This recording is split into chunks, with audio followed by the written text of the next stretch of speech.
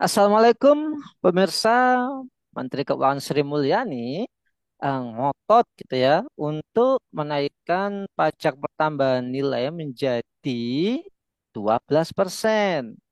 Nah, kalau pajaknya naik otomatis harga barang-barang kan naik gitu ya. Namanya pajak naik ya harganya pasti pasti juga naik. Nah, apakah ini nantinya gimana ya? Nggak akan bikin ya masyarakat tertekan atau gimana. Nah, itu lebih jelas nih ya. Kita akan membahas dengan seorang pakar dari beliau adalah Direktur di Economic Future Institute, yakni Bung Yuwana Triutomo. Assalamualaikum Bung Yuwana.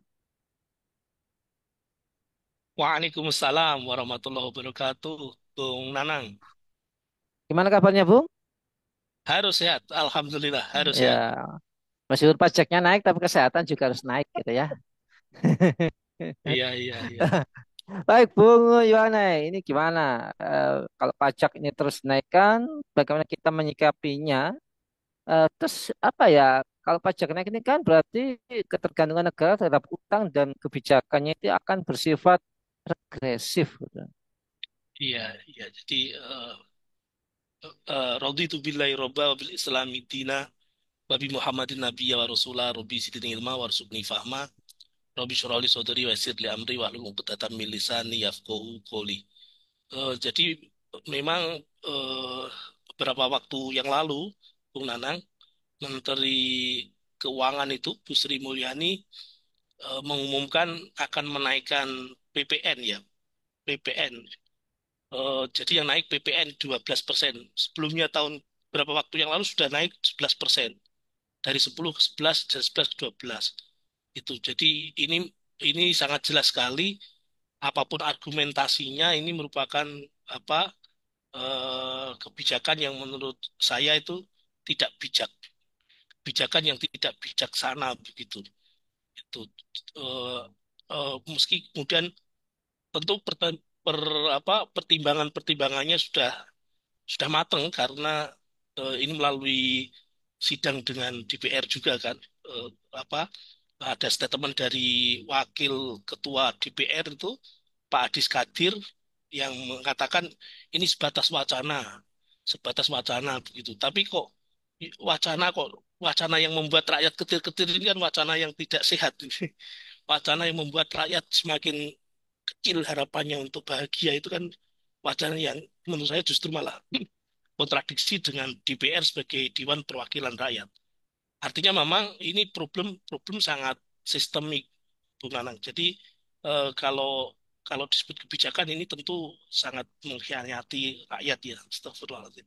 Jadi kebijakan seperti ini pasti memberatkan masyarakat kecil, ya kenaikan PPN ini, seberapapun prosentase naiknya ya, itu pasti akan berdampak langsung terhadap daya beli masyarakat ya, terutama masyarakat yang berpenghasilan rendah. Kalau eh, gajinya sehari-hari aja untuk kebutuhan hidup sehari-hari apa masih kurang ya untuk beli beras, untuk beli eh, sayur mayur, lauk pauk, sembako, belum kalau punya anak untuk sekolah, biaya sekolah anaknya, belum lagi kalau misalnya ada yang sakit, butuh berobat, itu jelas sekali akan menyedot biaya hidup mereka. Jadi kebijakan ini tentu tentu akan menjadi beban yang sangat memberatkan bagi masyarakat kecil ya, masyarakat kecil itu dan tentu akan semakin menjauhkan kesenjangan ekonomi itu. Yang kaya semakin kaya, terutama para pengusaha ya. Kemudian apalagi pengusaha yang kong kali kong dengan penguasa itu jelas sekali akan semakin kaya, kemudian yang miskin semakin miskin.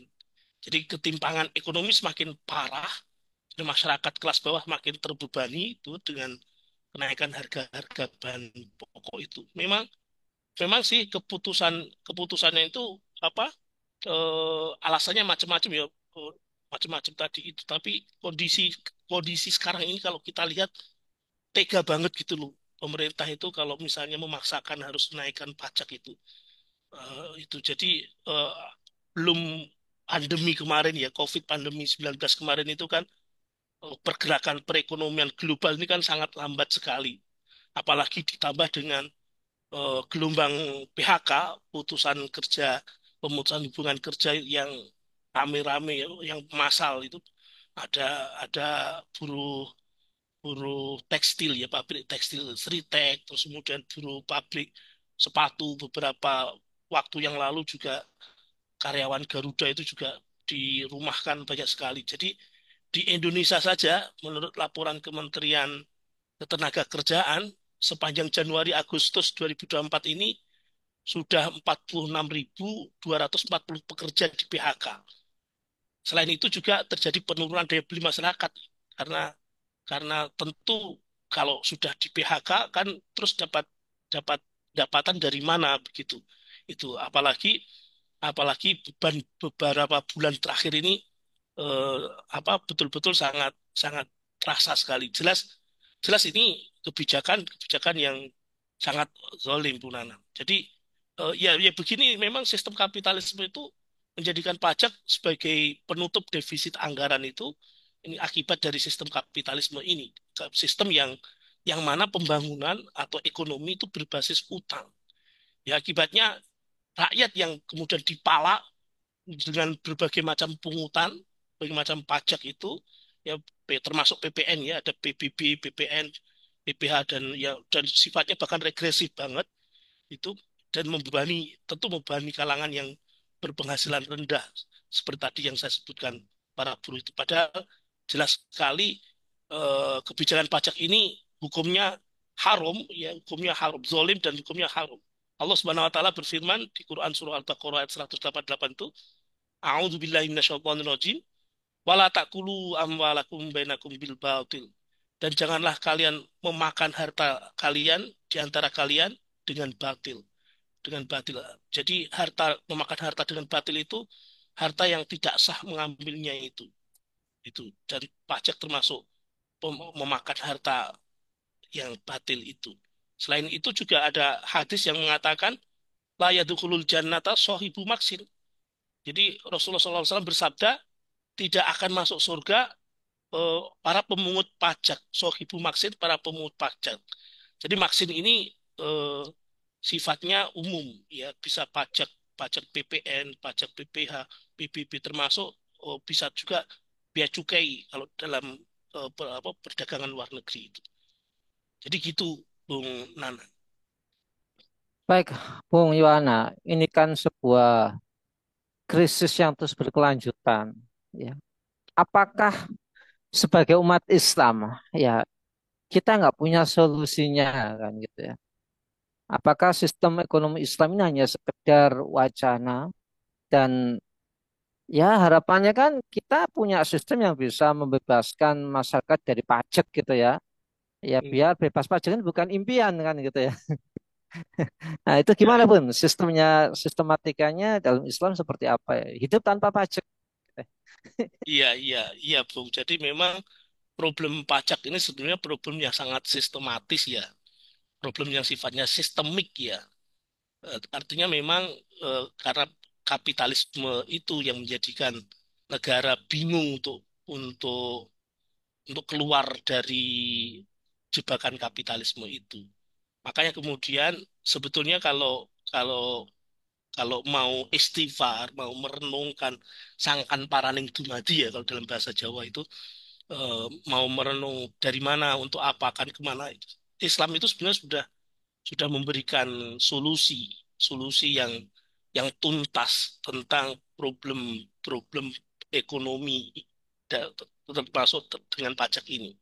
Jadi solusi mengatasi kezoliman pajak ini memang harus kembali pada syariat Islam. Kalau dalam sistem pemerintahan Islam, dalam khilafah Islamiyah yang menerapkan syarat Islam secara kafah itu, perekonomian negara tentu juga diatur dengan hukum-hukum Islam ya, termasuk pengelolaan APBN itu.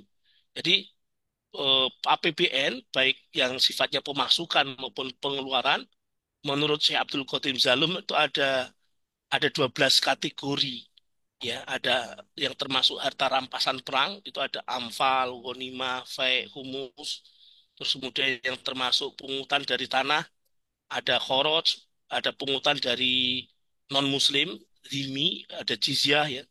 Terus yang yang urgen lagi yang ini mendesak sebetulnya terkait dengan harta kepemilikan umum, Bung Nanang. Jadi harta kepemilikan umum ini apa sangat sangat banyak dimiliki oleh oleh Nusantara, oleh negeri kita yang kita ini. Jadi diperjelas oleh hadis Rasulullah Muhammad SAW. Beliau bersabda, "An-nasu syuraka'u fisalas, alma wal kala wan nar." Jadi manusia itu berserikat dalam tiga perkara, di dalam air, padang rumput, dan api. Termasuk di dalamnya adalah energi. Hadis riwayat Abu Dawud. Nah, di dalam hadis yang lain itu diceritakan bahwa sahabat Abiyad bin Hammam radhiyallahu an itu menyebutkan bahwa Rasulullah SAW itu pernah menarik kembali tambang garam yang semuanya itu sempat beliau berikan kepada sahabat Abiyad ini. Namun kemudian setelah beliau diberitahu oleh sahabat yang lain kalau tambang garamnya itu memiliki apa istilahnya itu di hadis itu al-ma'u al-idu. Jadi al-ma'u al-aidu, air yang terus mengalir tanpa henti. Artinya tambang garam itu sifat apa melimpah. Jadi kalau kalau disebut apa sumber daya alam itu sifatnya memiliki deposit yang tak terbatas itu, yang melimpah sekali. Nah, itu terkategori menjadi milik umum. Yang ini wajib dikelola oleh negara. Dan semua hasilnya karena milik umum, milik masyarakat, oleh negara harus dikembalikan kepada rakyat, kepada masyarakat, baik dalam bentuk langsung ya maupun bentuk yang tidak langsung.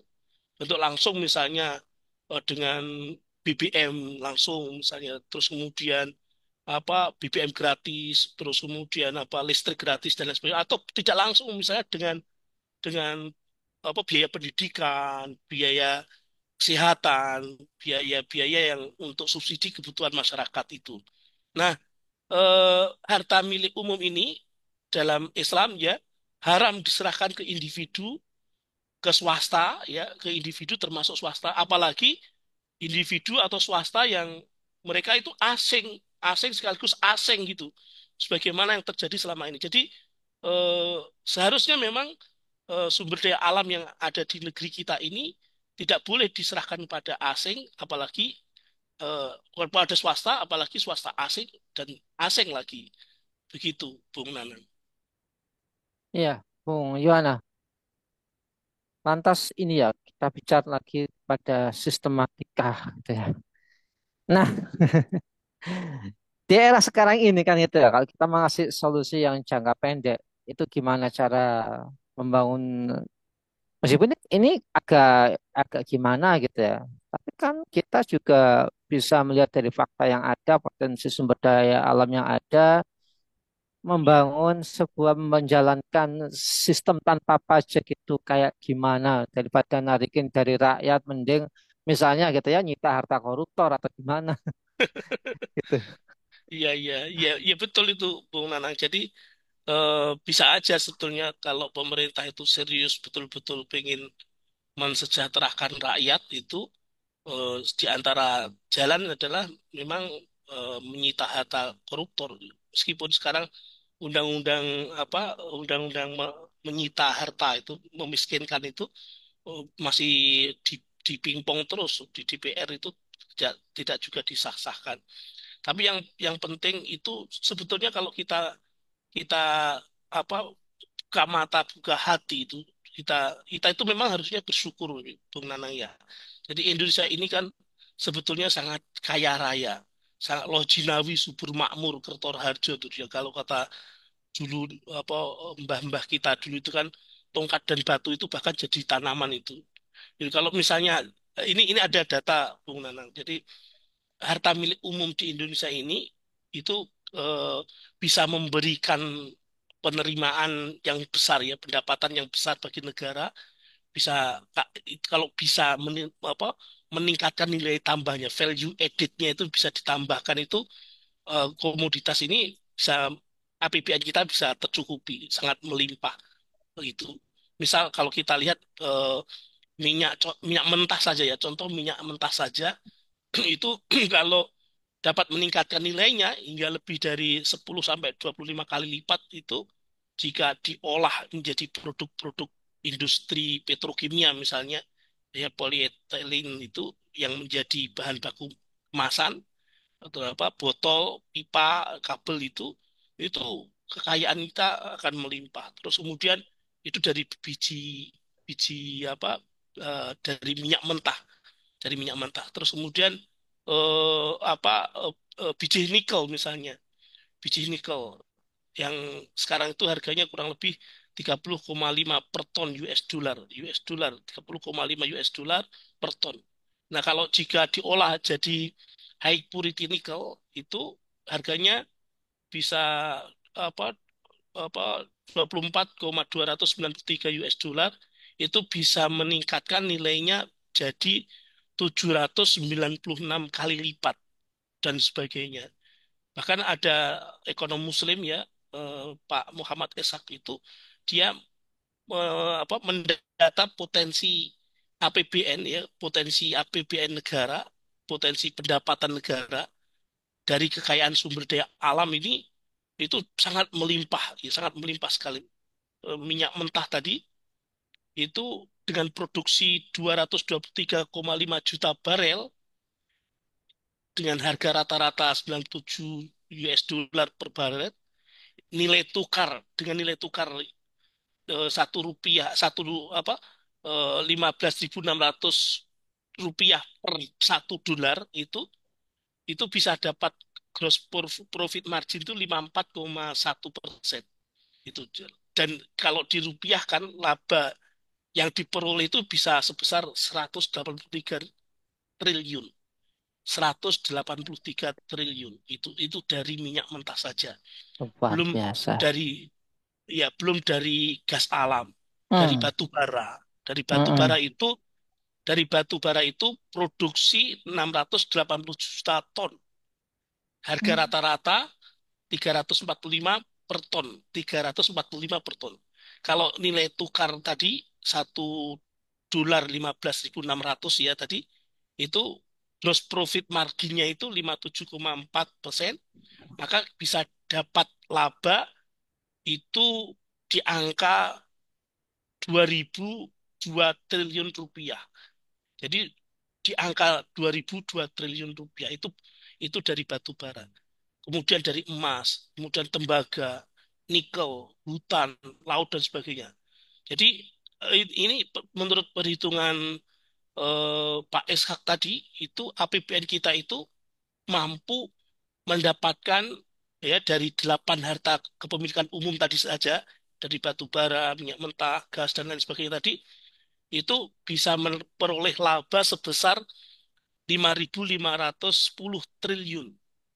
Itu. Jadi Allah Akbar. 5.510 triliun. Saya membayangkan uang segitu banyaknya itu nggak kebayang. Hmm.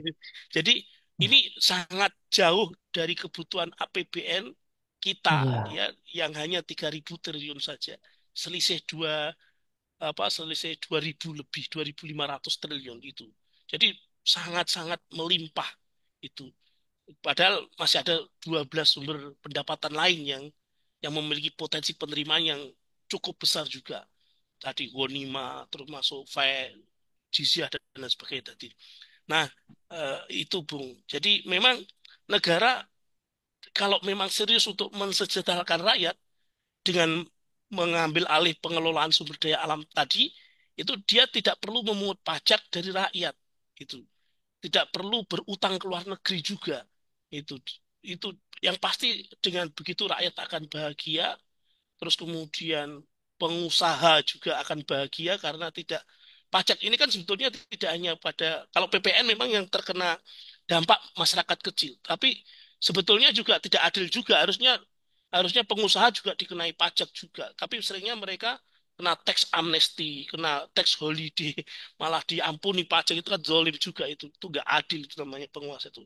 Makanya kemudian harus kembali kepada syariat Islam secara menyeluruh, secara kafah, sehingga kemudian APBN yang yang 5.510 triliun tadi di depan mata tadi itu betul-betul menjadi keberkahan bagi kita gitu. Tapi tadi itu syaratnya hanya satu, Bung Nanang. Semua itu harus dikelola berdasarkan ketentuan syariat Islam. Begitu, Bung Nanang. Luar biasa. Utang kita cuma 8 triliun ya, tapi potensinya Lima 5.000 ribu. triliun. Gimana itu pemirsa? Wah, luar biasa sekali. Ya semoga ini didengarkan oleh Bapak Prabowo dan jajarannya ya.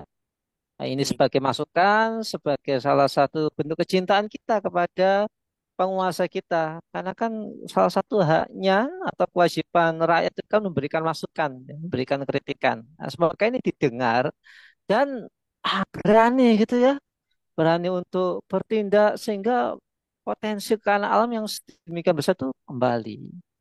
Kok saya Amin. jadi pemateri gitu ya. Ya memang tanggung jawab penguasa itu, Bung Anang. Jadi melindungi rakyat itu sebagaimana sabda Rasulullah SAW, al-imamu ra'in wa huwa mas'ulun an ra'iyatihi itu. Jadi imam atau kepala negara itu adalah pengurus rakyat dan dia akan dimintai pertanggungjawaban atas rakyat yang dia urusnya. Bagaimanapun juga kan beliau juga muslim. Terus kemudian apa banyak pejabat-pejabat yang mengurusi dalam tanda petik kalau memang serius itu mereka agamanya juga muslim. Makanya kemudian harusnya pemerintah stop membuat kebijakan yang menyengsarakan rakyat ini. Haram memalak rakyat dengan aneka macam pajak ini. Harusnya segera hijrah, terapkan syariat secara kafah. Gitu, Bung Nana. Wah, jos sekali, luar biasa. Baik, semoga Bung Yohanes keluarga senantiasa dalam perlindungan Allah Subhanahu wa Ta'ala, Amin. dan semoga kita semua bisa mendapatkan manfaat dan ini menjadi ilmu yang bermanfaat gitu ya. Baik, Amin. pemirsa khilafah yang dirahmati oleh Allah, demikianlah bincang-bincang kita dengan Bung Yuwana ya. Jangan lupa ya untuk subscribe, like, komen dan share sebanyak-banyaknya agar solusi bangsa ini segera bisa dipahami oleh seluruh pihak gitu ya, sehingga Islam kembali tegak dan kesejahteraan akan terwujud begitu. Ah, Tetap stay tune di channel ini, tunggu berita-berita selanjutnya, konten-konten selanjutnya, dan saya Nana Setiawan undur diri. Assalamualaikum warahmatullahi wabarakatuh.